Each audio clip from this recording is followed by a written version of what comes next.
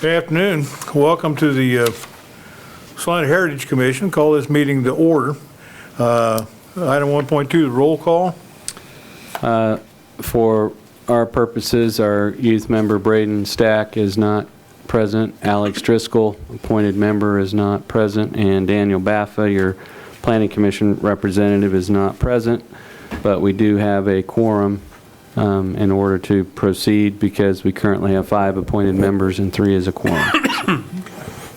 Thank you much. Item 1.3, staff confirmation of the Open Meetings Act. Required notice been properly provided.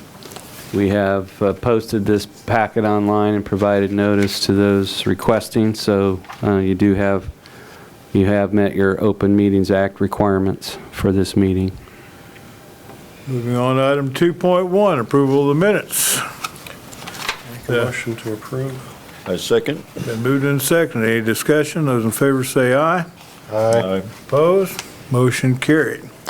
Now, we are on to item 3.1, application HC 19-2. Consider a request from the State Historic Preservation Office for comments on the eligibility of the Teague-Nelson Building downtown on Santa Fe for potential listing in the National Register of Historic Places and the Register of Historic Kansas Places under the Certified Local Government Agreement between the City of Salina and the State Historic Preservation Office. The subject property is legally described as Lot 112 on Santa Fe in the original town of Salina, Saline County, Kansas, and is addressed as 104-106 South Santa Fe Avenue. Thank you, Mr. Chairman. You'll see at the front of item 3.1 in your packet a letter addressed to Mr. Berger saying that the Teague-Nelson Building will be considered by the Kansas Historic Sites Board of Review for nomination to the National Register of Historic Places at their meeting on February 1st, 2020. So we have received this notice and it's been sent to us so that we have an opportunity for our local Historic Resources Commission to comment on the nomination. They request receipt of that recommendation report by January 30th. So we are meeting today to consider that. And we're talking about a building that was originally constructed in 1886. And if you will recall, on October 23rd, last fall, you considered a potential nomination for the NBA Bank building on the corner at 100 South Santa Fe, and you endorsed the nomination of that property to the Register of Historic Places. This is a building that is next door and is related to but also separate from that structure, and should be, it's being considered separately for nomination on its own right. And so we received that notice and passed it on to you. There is a National Register nomination form that's been prepared by Miss Brenda Spencer, and that's attached to your packet. And the purpose of that is to demonstrate to the State Preservation Office and also the National Park Service the significance of this historic resource.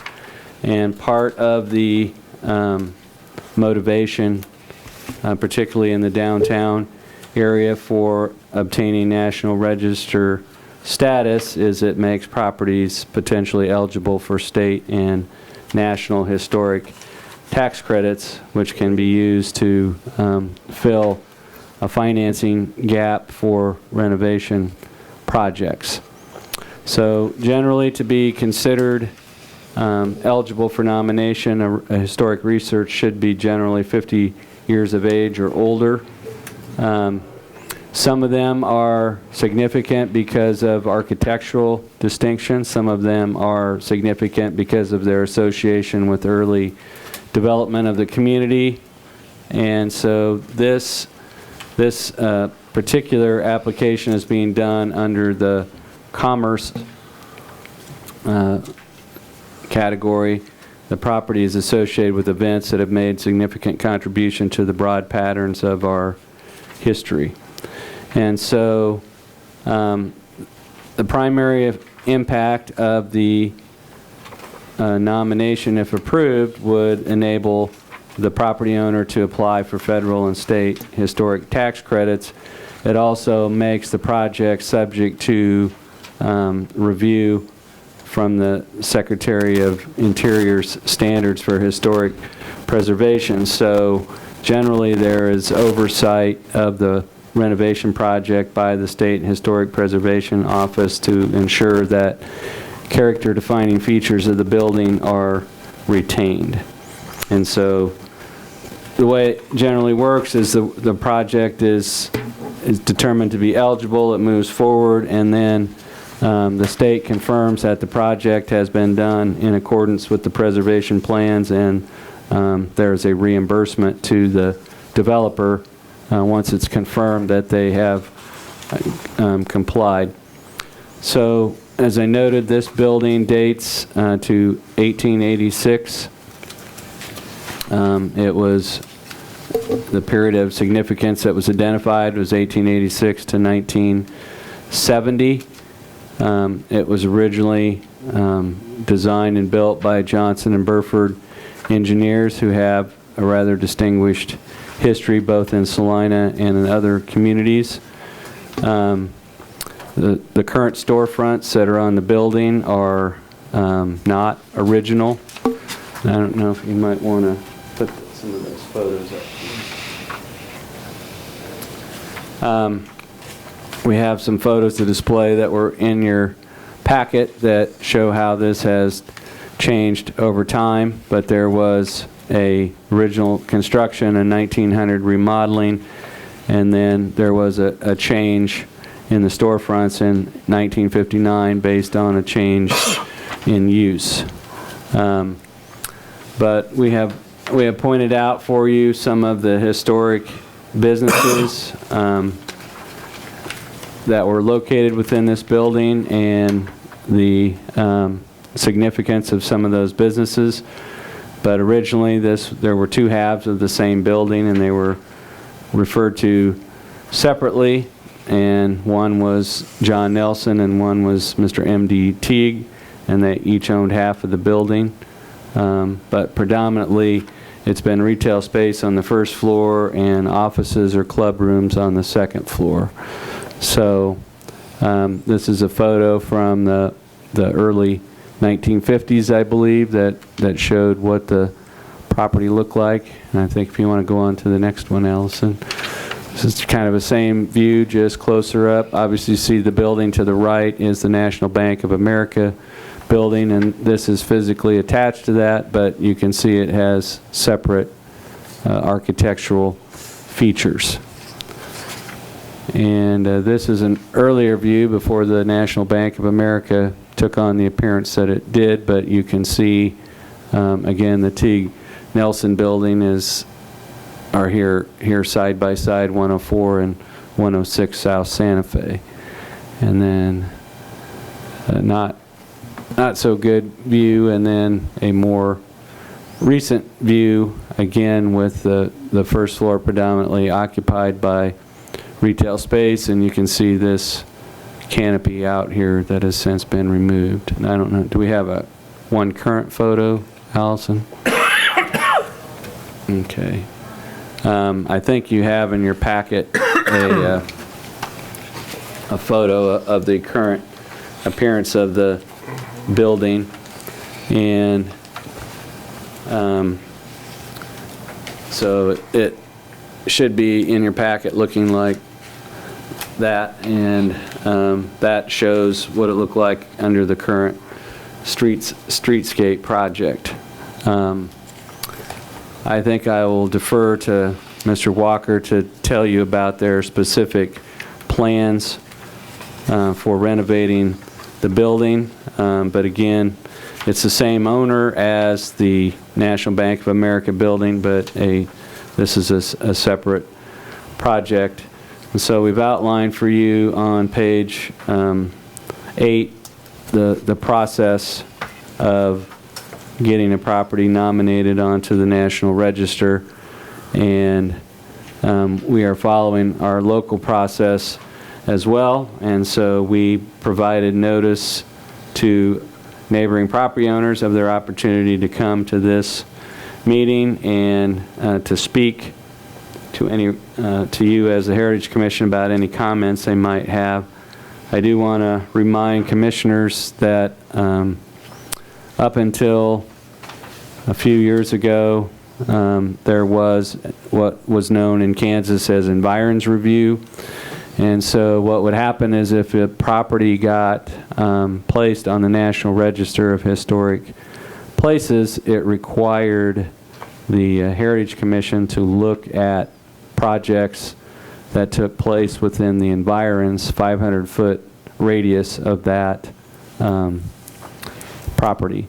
And so you could imagine that a property owner like Salina Regional Health Center that had the Prescott Foley House on one side of it and the Masonic Temple on the other side of it, that 500-foot zone cross-sected there, so virtually everything that the hospital proposed to do was subject to environs review.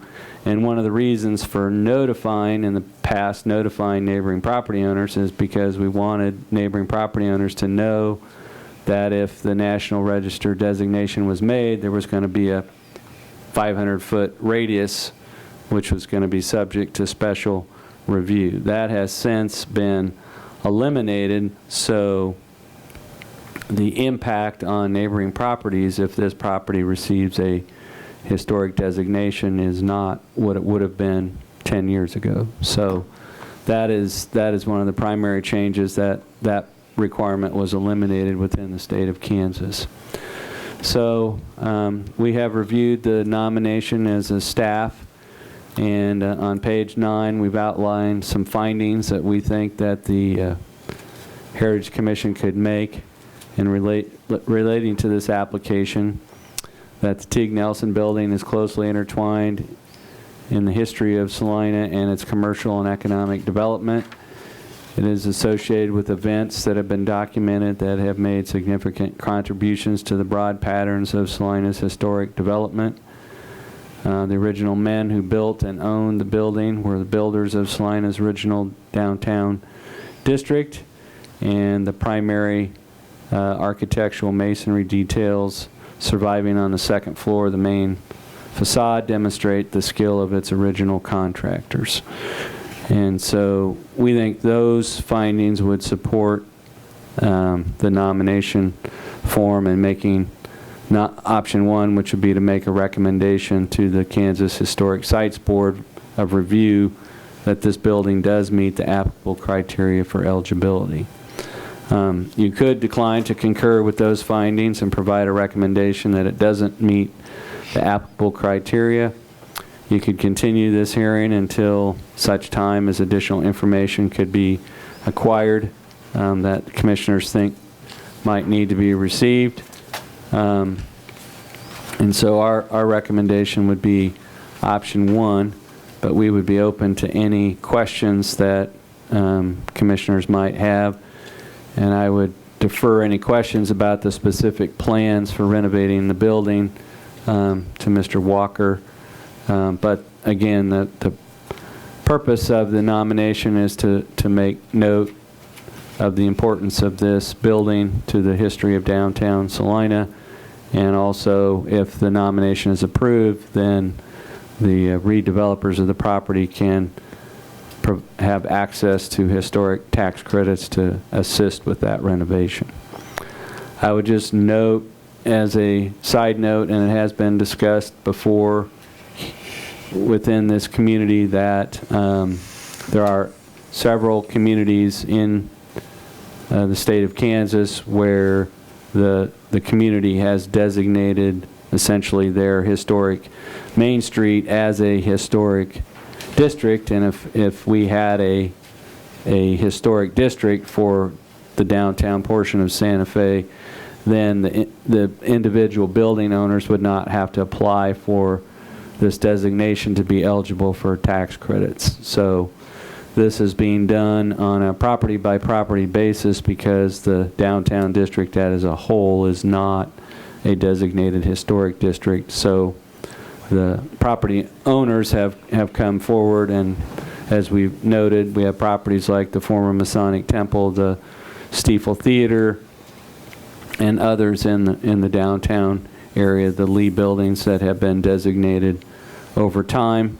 So this is part of a building-by-building nomination.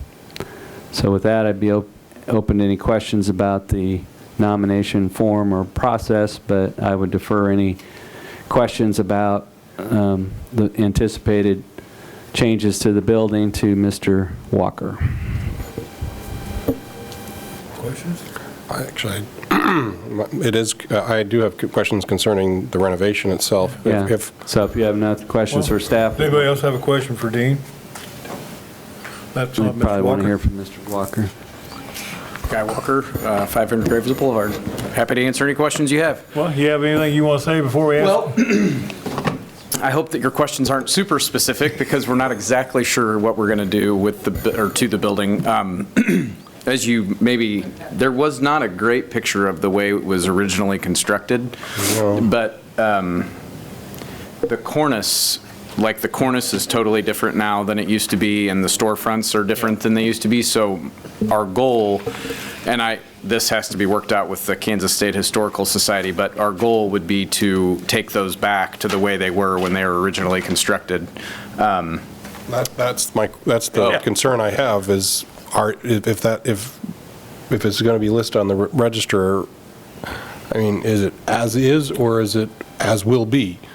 The nomination under this category is that as it is, it's being nominated in the criteria for property associated with events that have significant contribution, and not because it is in its current form. It is essentially preserved as it was when originally constructed, because there have been modifications over time.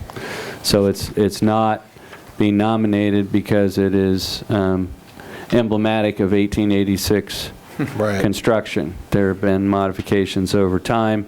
Certainly, that is something that will only help with the application for the tax credits and all, if the property owner is making steps to move it back towards what it was in its original form. But the nomination itself is not based on its architectural distinction or the fact that it's emblematic of 1886 architecture. It's because of its who built it and designed it and how it has tied in with the commerce of downtown Salina over that period of time. Okay. But it sounds like you are planning to try do your best. Yeah, that's our goal. So if I understand the process correctly, which it's not perfectly clear to me, but we also worked on the National Bank of America building next door, and that one changed. In 1964, they did a massive renovation, and it changed that building completely. It changed the windows, it changed the way the facade looked on the first floor, and I really wanted to try to take that one also back to the 20s, but because those renovations had been done, those renovations were over 50 years old, they wouldn't let us do it. We had to stick with the way that it was. This one is a little bit different because 106 South Santa Fe, 104 South Santa Fe, which is the one that's right up against the National Bank of America, that facade was created in the 80s, so it's not more than 50 years old, so we could take that back. And then the one on the south side, the way our consultant describes it, is Brenda Spencer, it's not really, it wasn't an integral, she kind of described it, that was done for Hellsberg Diamonds, I think, in, I can't remember what year. 1959. 1959. She said, but they only occupied the space for like 5 years, and then they were gone. So she said because that was not a significant period of the building's history, we should be able to take that one back to the way it was originally constructed as well. So That would be really weird if you couldn't. I agree. I agree. Well, but I don't really, I mean, it's a little bit of a nuanced process with because you've got the Historical Society and then you've also got the National Park Service, and they both can weigh in. But that's certainly our goal, to your question, is to take it back to the original integrity of the building. Well, then I guess my question would be, if that's an uncertainty, wouldn't you want to do the renovation? I guess it's a double-edged. you're trying to get the tax credits because it's a National Historic Registry, but if you get the registry and you find you can't restore it to the original, then you've got... We'll do our then best. you've got the that- tax yeah. credits, but then you've got the Hellsberg. You're stuck with the Hellsberg storefront, yeah. But I mean, I guess my thought is that we could figure out a way to make either one work. But I can't, you can't get the tax credits without having the designation, so you sort of have to go down that road if you want to. Yeah, I suppose. And we can't take the chance, it'll be a very expensive renovation to take it back to the original. So we can't take it back to the original hoping that we get because then, we may not The get designation. Yeah. So it's a tough, I mean, the process doesn't really make sense to me. I just follow the rules of the state and the federal government, but the other thing, I guess, excuse me, is that we would like to take them back to 104 South Santa Fe has not been used for traditional retail for a long, long time. Yeah. Our goal is to get them both back to really to be like traditional retail spaces with traditional retail storefronts, and probably do, I'm not really sure about the second floor because it was built kind of like offices. That probably makes the most sense because as mentioned in the report, there's a lot of historic features upstairs, so we won't be able to change a great deal about like the floor plan and stuff. So I'm thinking that offices might make the most sense up there too. Instead of lofts or something? Yeah, I mean, I would love to do lofts. That'll depend largely on do the rooms make sense in the sizes that they are, I think. Well, you guys have anything? For our benefit, are there physical connections or associations between the NBA bank building and this building? There was the main bank, the main lobby of the bank on the first floor. I think since the 60s have used that 104 South Santa Fe. There's a big conference center on the front, and then there's bathrooms and a small conference room, and there was a connection, but we closed that connection off as part of this project. So now they're separate. Yeah, and they've just renovated the whole main floor of the bank as well. They renovated the main floor of the bank, and we are just about to start on the fourth floor renovations. So we have the first floor leased to the bank. We have the fourth floor fully leased to one tenant. And then we're hoping, obviously then we're hoping to get 2 and 3 leased as well, so. Any other questions? It sounds like there's a staircase inside. There's a center, if you look at the building, the only way to get upstairs to the second floor of these buildings is there's a stairwell, there's a door on Santa Fe, and there's a stairwell that goes up right in between the 2 spaces, and that's the only way to get up there. There's no staircase in the back? There's no staircase in the back, No, but we are, that's a good, thank you for bringing that up.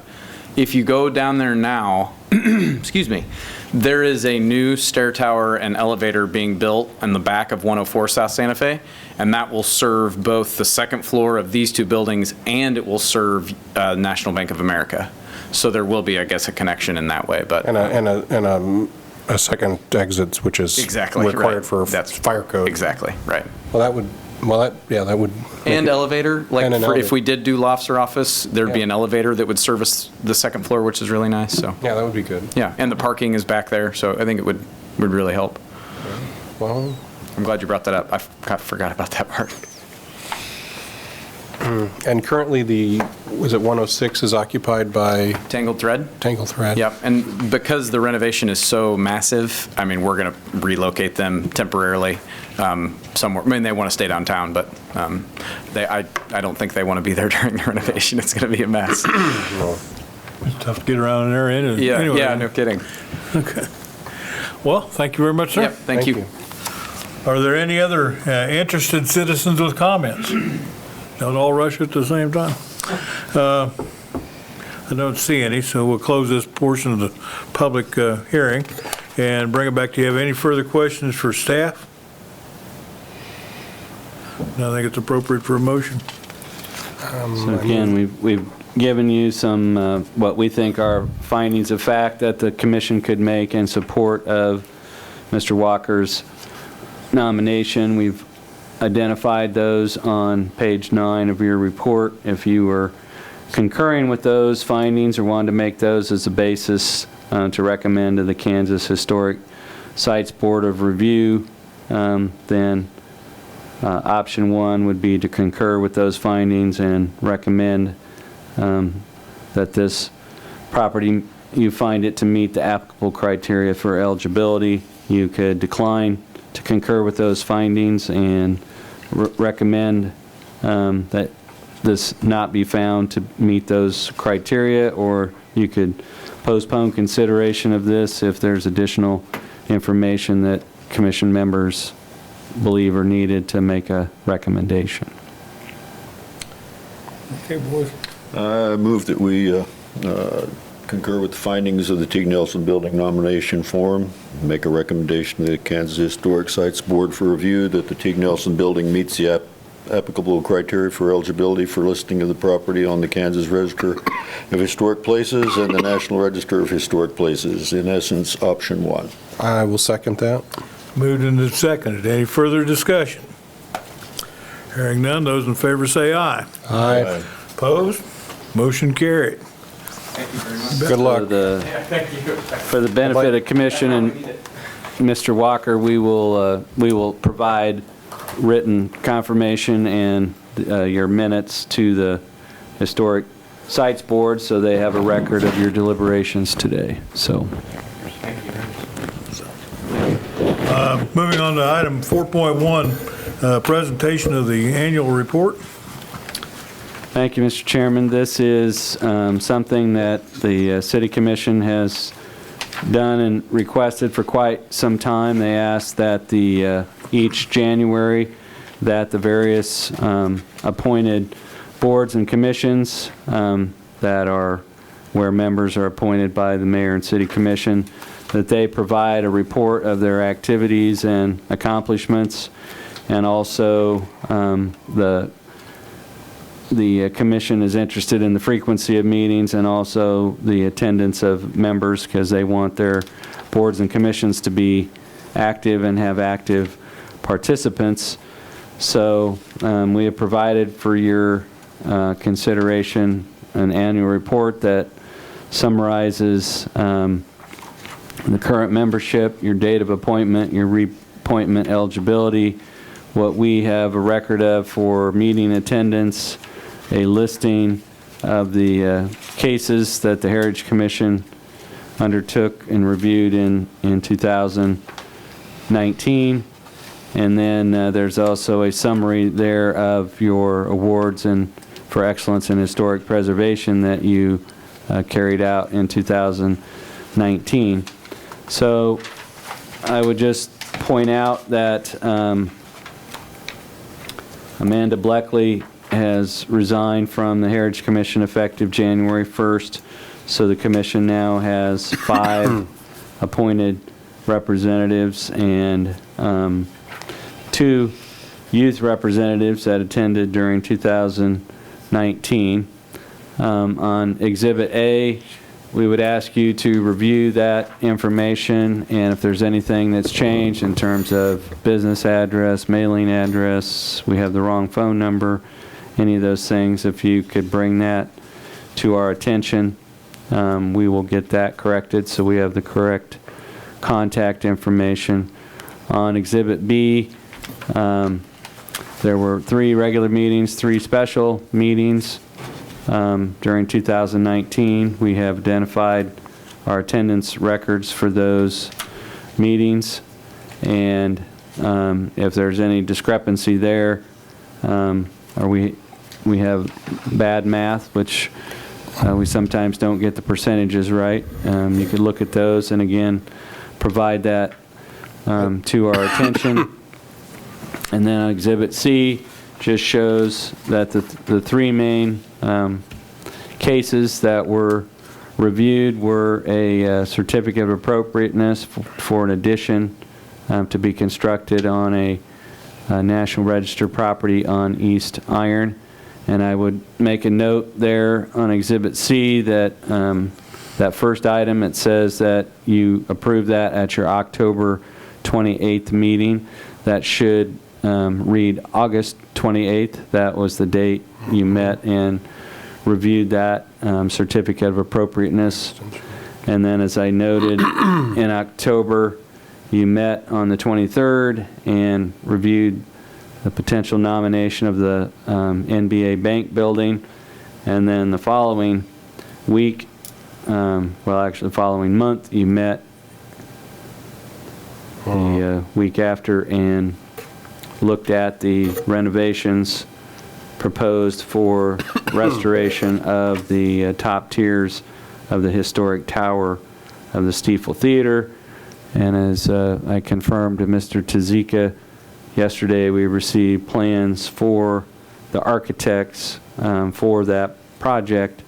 So they're moving towards application for a building permit to initiate that project to reconstruct the top tiers of the tower. So those were the three main cases that you reviewed. You also had an awards program that was carried out in May, National Historic Preservation Month. And so this represents the summary of your activities for 2019 that we would pass on to the City Commission. And if you are in agreement with the items that we've provided there, it would just be appropriate to have a motion to transmit this report to the City Commission on the Heritage Commission's behalf. I just had one question about Exhibit B. Okay. Could there be a distinction between the regular and the special meetings? A second column added? We could do that. The regular. I'm trying to remember which. Yeah. I want to say I met all three special meetings, but I don't know if there was which meeting I missed. Yeah, the regular meetings 2019. there's a published schedule that the Heritage Commission meets quarterly in January, April, July, and October. And then aside from those meetings. So we should have had four meetings in the year? We could have I have to go back and look at when you had your annual business meeting, election of officers, so that could be The 23rd. construed That was in April. as a regular meeting. I think we missed the July meeting. It didn't have any business, so we didn't have a meeting. Yeah, we didn't have any business, so we didn't have a meeting there that quarter. That might So be there what it were is. probably 3 regular meetings, one in January, and so I will confer with Mr. Berger, but I believe that you are correct that we need to do a distinction between those, the quarterly meetings. The special meetings are the ones that are scheduled outside the regular published schedule, and those meetings would be the meetings that were held for the awards program, for the East Iron project, and for the National Bank of America. The October 30th date, which is the date that the Stiefel Theater was considered, that would be considered a regular meeting because that was the regular October meeting. But I will double check back with Mr. Berger on that to see if we have those accounted for, and then we can create 2 columns there, one for regular meetings, one for special meetings. I think if my memory serves correctly, I think it was the October 23rd was a special meeting. That was a special meeting to That might consider have the been the one I missed because I nomination. don't have any memory of the National Bank of America meeting. so Okay. I don't have any memory of that, so I must not have been here. So I that- was there and I don't remember. You were there and you don't remember? Okay, well, there you go. Well, I don't know. Yeah, we will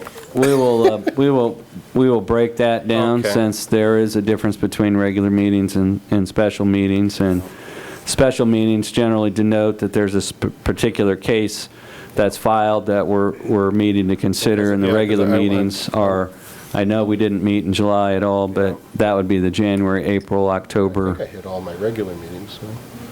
Yeah, I know. That would be a distinction for those of us who missed one or two. Okay.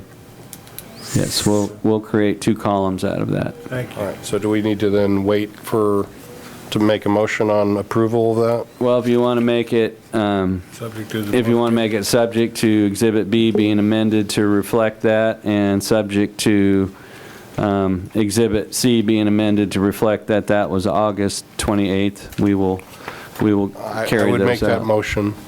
Okay. Second. Moved and seconded. Any further discussion? Nope. Those in favor say aye. Opposed? Motion carried. So we will transmit that report to the city commission with the correction to Exhibit C and with Exhibit B being modified to create 2 columns of regular meetings and special meetings, and we'll provide that version to the city commission. Okay, there was one piece of business that Mr. Berger was working on, and that was the inclusion of the Bondi gravesite in a national listing. There was an application request from the sponsor of the Bondi sign that they're trying to get into the National Park Service is having a listing of famous gravesites, and they wanted to list the gravesite. Do you have any information about that? I am not aware of any, so that is being done in conjunction with the National Park Service? Yeah. Is there any role that the National Park Service envisions for, is it something that we should be We have to bringing to you? get permission from A local- the owner of the grave, Okay. of the cemetery, which is the city. Okay, And John was working on that, so, okay. but I hadn't heard from him in a while, so if you could follow up with that with him and have him report back, that would be helpful. Okay. Surely there's other people that would be deserving too, though, no. I think it was for Jewish graves, it was famous Jewish Americans, That's what this one is about. But yeah, we've got Medal of Honor winners and everybody else up there, so. and don't call me Shirley. Is there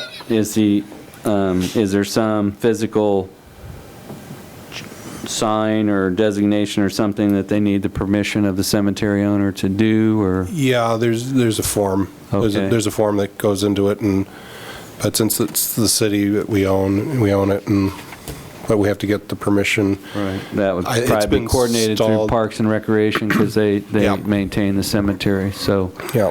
I will I don't follow anticipate up that it and- would create a lot of traffic of tourism.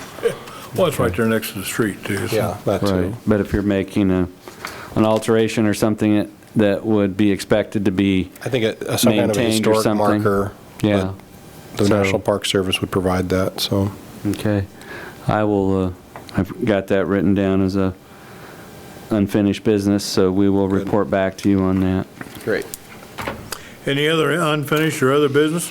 Nope. We have no other business that I'm aware of, other than to just bring to your attention that we did receive plans yesterday for beginning the reconstruction of the tower on the Stiefel Theater. And just so. because it's on the agenda, call for a public forum, but I don't see anybody here to speak, so we are adjourned. Okay. Go out and enjoy the weather. Sorry I was late. Doctors. Glad you made it. Technically, we had a forum, but everything okay? Rather